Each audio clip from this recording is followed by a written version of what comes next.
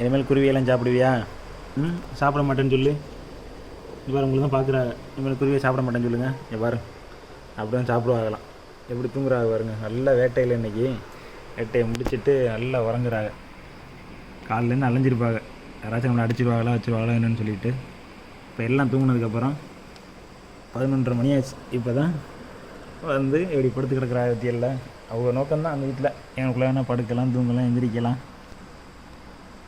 இனிமேல் குருவியை சாப்பிடுவியா? சொல்லு. என்ன சாப்பிடுவியா? எப்படி முழிக்குது வேறு? என்ன எங்கேயும் குருவி இருக்குன்னு தெரியலையா? உன்னை தான் சொல்லுங்கள். ஏன் குருவி பறவையெல்லாம் ஏன் சாப்பிட்றிய?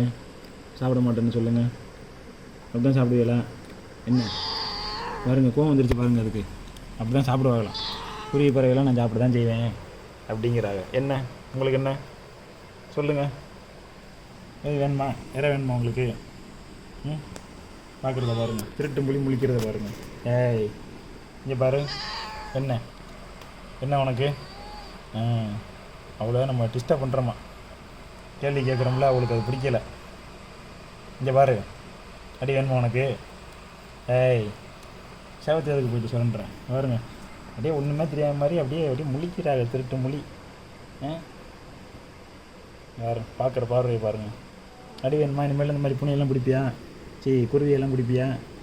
ஏய் உன்னை தான் கேட்குறேன், பார்த்து பேசு. உன்னை தான் எல்லோரும் பார்த்துக்கிட்டு இருக்காங்க. கேட்ட கேள்வி பதில் சொல்லு. ஏய் குருவி சாப்பிடுவியா?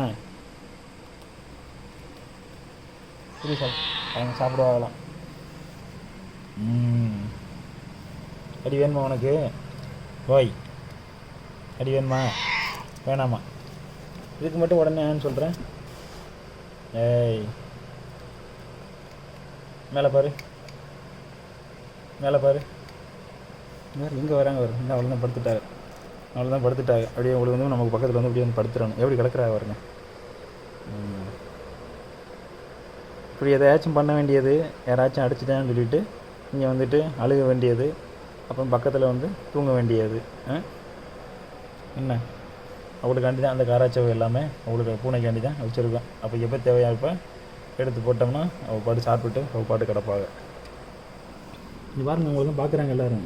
இங்கே பாருங்கள், ஹாய் சொல்லுங்கள் அவளுக்கு. இல்லைன்னா குட் நைட் சொல்லிடுங்க. அவங்க தூங்கட்டும். குட் நைட் சொல்லுங்கள். தூங்கிட்டாங்க.